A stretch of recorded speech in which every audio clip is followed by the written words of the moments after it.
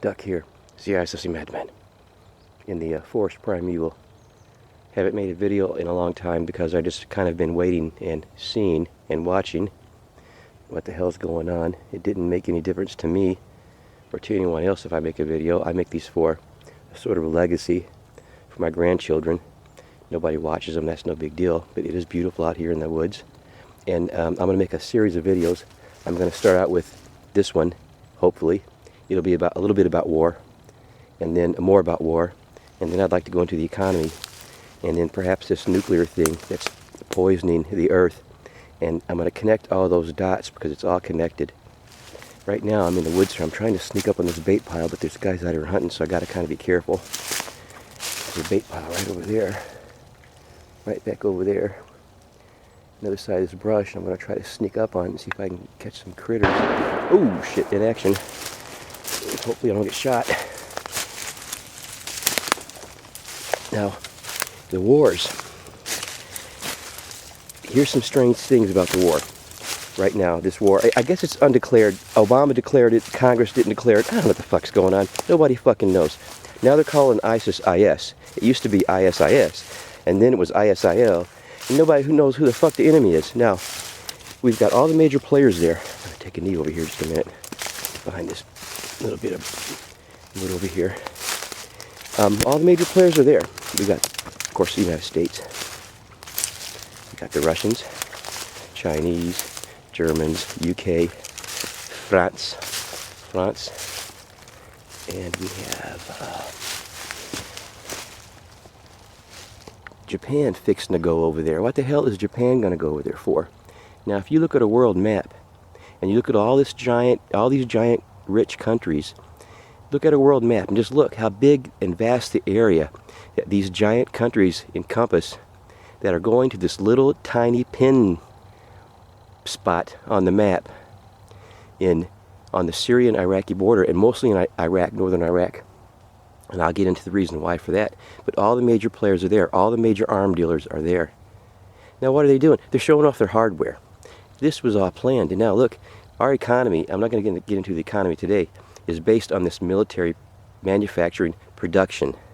Because military equipment, just look at these convoys of trucks and tanks and all this shit that they have, is big fucking business. It's like the prison business, only 10 times bigger. And they're making tons of fucking money.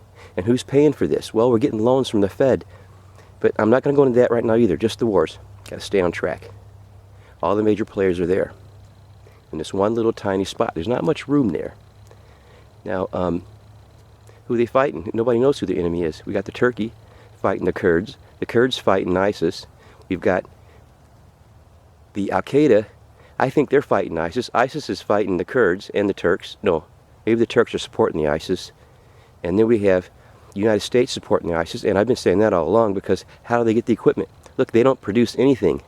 You can't have a military and have no means of support. Zero. They have none. They're in the middle of the fucking desert. The only means of support they have is to go into areas and take whatever they have and just take it over. And they don't have a means of manufacturing supply line. They don't have any kind of supply line unless they go and take it and then use it, but it can't be replenished because once they use it, it's gone.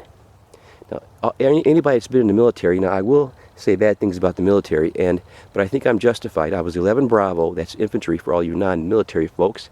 Infantry, the MOS nobody wants to go into, but I kind of found it exciting, although I fucking hated it. Now, so I have earned the right to say bad things about the military in my mind, if I want, or good things. But the people in the military are basically good people.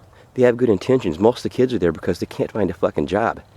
They have no, there's no guarantee of any kind of future out here nowadays, because even if you go to school, unless you're the top in your class, man, you're not going to find a job. Believe me, I've got kids and nephews and nieces, and I know the whole story. But now we're all over there, all the major players. Nobody knows. Everybody's fighting everybody. Nobody really knows who's fighting who. Now, who are we not hearing from? We're not hearing from Israel. And we're not hearing a lot from Saudi Arabia, except for the fact they won't cut their oil production. But I believe Saudi Arabia is going to be attacked pretty soon. I think that these, they call them extremist Muslim. I think they're just a bunch of high-ons. They're all fucked up. They chew this cat. They're on heroin. They smoke hash like there's no tomorrow. I seen a video once where some Afghanistans were fighting the ISIS guys or Taliban, whoever the fuck they were fighting. And they're fighting, and nobody's getting killed. And they're just shooting back and forth. They're all smoking down some grass and pot and hash. And then at like when it gets dark, the enemy just goes home and goes to bed, and the Afghan soldiers just quit fighting, and they did it tomorrow. They get up and do it the next day, all over again. It's just kind of ridiculous. Now you got to think about this. The cost of a war is tremendous. I mean, one bullet costs at least $1, maybe $2 or $3 for M16 now. And I mean, you can how long does it take to shoot off a magazine of rounds? I mean, just a second, and 30 rounds in just a second, and you can shoot those things all day. You can shoot $800, $900, $10,000 worth of rounds in one day easily. So these wars are very costly, very taxing on the American taxpayer. Now it's not even the taxpayer paying this. We're just getting loans from the fucking Fed. Okay, I'm gonna make this short. I just want to get in here with one video about the wars. Of course, everybody knows I don't agree with these wars. I never agreed in these wars from the beginning. Now let's go see if we can sneak up on this goddamn bait pile over here, see what's going on.